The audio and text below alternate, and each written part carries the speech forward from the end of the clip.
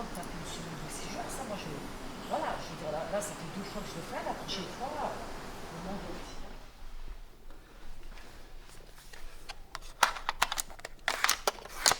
We're back here at Disneyland Paris, staying off-site again as we usually do. This time we're staying in, and I'm probably going to completely butcher this, Sejours Rive, Gauche. That's completely wrong. I'll see if Claire can say it any better. Our French friends tried to explain it to me, how to pronounce certain letters, but you know. So let me know down below in the comments how I'm supposed to pronounce the name of this hotel. Completely butchered it. Apologies, by the way, for my pronunciation. But let's have a really, really quick room tour. Let's just walk through to the bathroom. It's real standard, to be honest. We've got the toilet there, a couple of toilet rolls. For some reason, this is, well, I don't know if it's broken or not, but it, you know, they haven't filled it up. Hey, Claire's there. So we've got a hairdryer there, that works fine. Pretty basic sink, some cups. Real small shower. This is, this shower head is obviously too heavy for the bit where it goes. What do you call that? The holster. The holster. So that's hanging off, so that's terrible, but the water was okay, wasn't it? I assume that's both soap, shampoo, body wash in one, as pretty standard. It's just a bit tired, isn't it? Yeah, it's definitely tired looking anyway, like you can see on the floor. You know, it's dirty. It's dirty, but it's not dirty. It looks dirty, you know. A few towels, not that many though, only probably 4 or 5. A coffee machine and a kettle. We had some coffee in there. I think Claire's just tidying up behind me. Like I say, we're just about to check out. So because it's an Aparthotel, we have the, well, quite a small kitchen actually. We have the, we have a sink. What we got in there, Claire? We've got plates and some bowls, glasses. Basically enough for about 2 people, what you would need overnight. Yeah. In here there's some like pans and bits and bobs.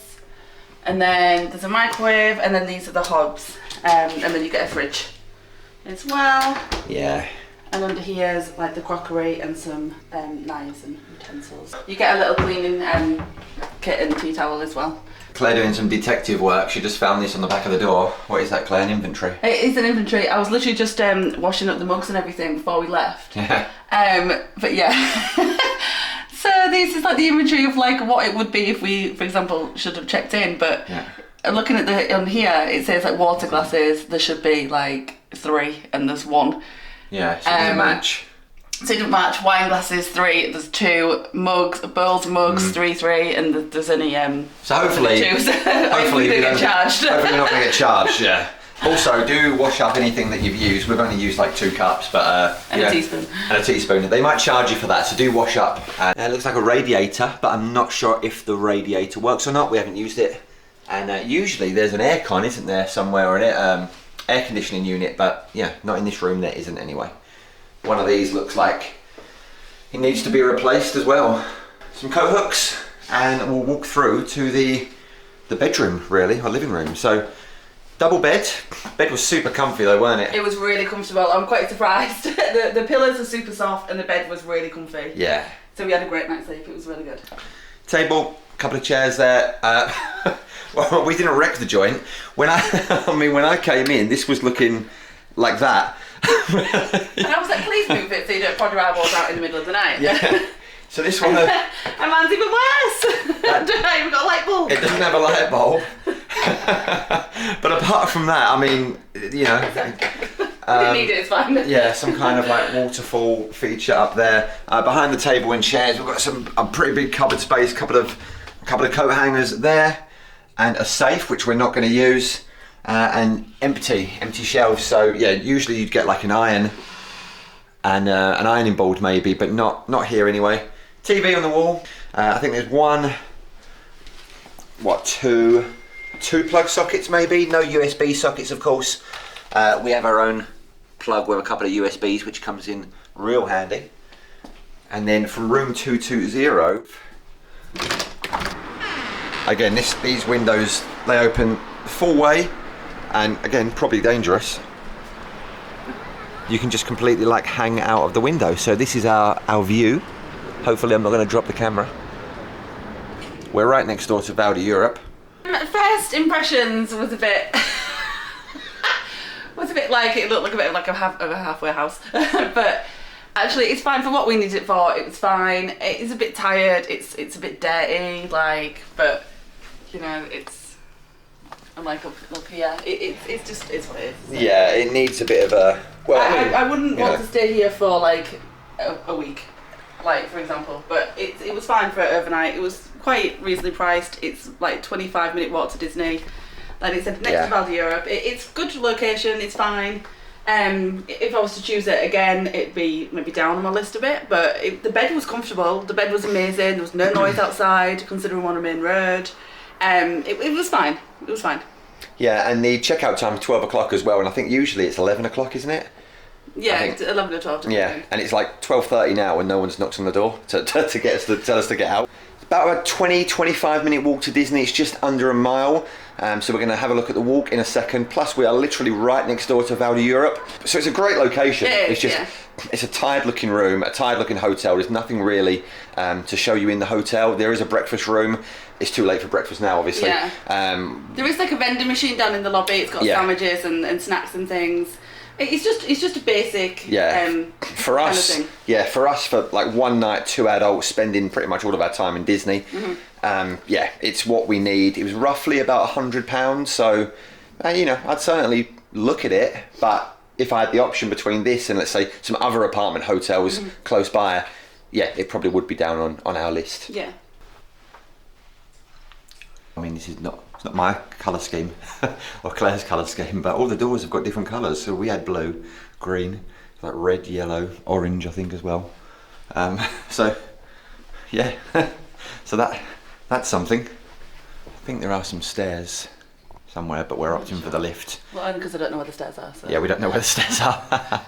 But it's very, it's very dark and tired looking, isn't it? I mean, there's one light. I mean, it's terrible lighting for camera work. I look good in it though. So according to this, there's also a car park on site as well that I wasn't aware of, but that's probably an extra charge. So we found the stairs. But yeah, this is the reception area. There's our vending machine there with pretty basic sandwiches, Coke, etc. Crisp snacks and a coffee machine. Hand sanitizer, they're everywhere. Always good to see. I think some people might actually live here as well. There's no one in reception at the moment. And this will be your breakfast room. TV in there, coffee machine, etc. Pretty standard continental buffet breakfast probably. Check-in was very quick and easy as well, and the receptionist who checked us in was really lovely. Yeah, really it was a really easy, polite. quick check-in, wasn't it? Yeah. So to get into this hotel, we have to go through these big metal gates, but they're always, well, last night anyway, they seem to be open. But the actual hotel itself, I believe, is shut at 7 p.m, so you need your key cards. So make sure you take your room key with you, because you will need that after 7 p.m. to get into the room, or get into the hotel. And from the hotel, this way, like pretty much just next door, isn't it, is Val d'Europe. Pretty much opposite Val d'Europe. I don't know if we can see it through the green barrier or not, but there's the Panorama Magique around there somewhere at Disney Village. There's the Tower of Terror. And we're going to show you how to walk to Disney, which is about 20 minutes, like literally in that direction there, opposite the front doors to Val d'Europe. So from the Val d'Europe entrance, remember the hotel is just over there, you might be able to see the red sign. We're going to walk across this road, remember where the cars come. Why are you pointing at me? They come that way. So remember, they drive on the right-hand side over here, completely different to what we do in the UK, so remember that. So we're going to cross this road. Claire thought it was a dual carriageway. So these are the train tracks that head from Val d'Europe train station, which is just over there. You can already see the Tower of Terror, the Mickey ears, the Eiffel Tower, I think that's Studio One, Panorama Magique. So we know we need to head in that direction. So we're going to basically take this dusty trail. You won't find this in any guide map, Claire. Off the beaten track. This is off the beaten track. We're walking with the woods, yeah. Walking with the beaten track. So literally, we're going to walk straight down.